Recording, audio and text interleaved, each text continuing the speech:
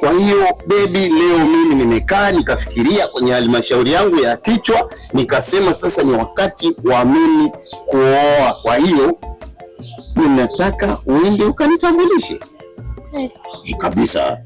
Unajua watu wanakuaga na serikali zao kichwani, na mimi nina serikali yangu yenye halmashauri mbili, ubongo wa mbele, ubongo wa nyuma. Nimefikiria nikasema niko tayari kwenda kutambulishwa, niwe mume halali na mimi niepukane na baridi.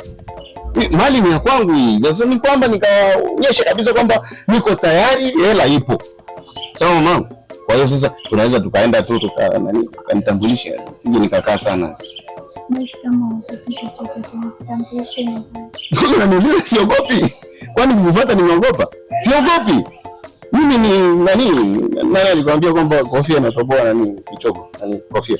Twende basi. Basi babu, kama uko tayari kutambulisha nyumbani. Kweli? Uko tayari kwenda kunitambulisha? Haijalishi hali yangu ikoje? Haijalishi. Basi baba, twende. Ni huko au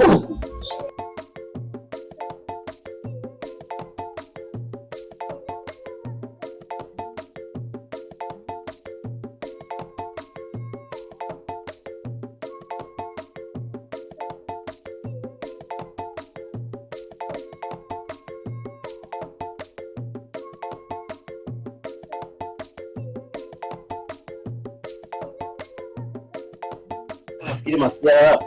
Twende babu, kaza mtoto wa kiume, kula kwa jasho.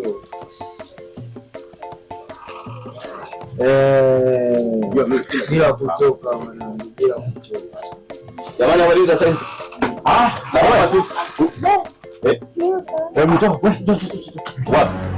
Anamsalimia leo.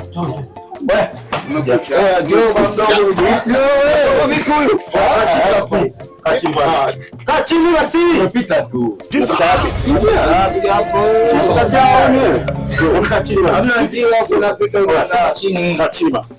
Sikia bwana, ngoja.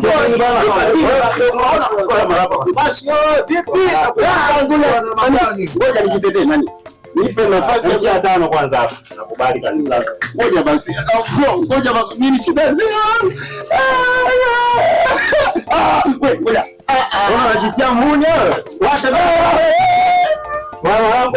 Wanataka demu yetu eti. Demu. Mwache.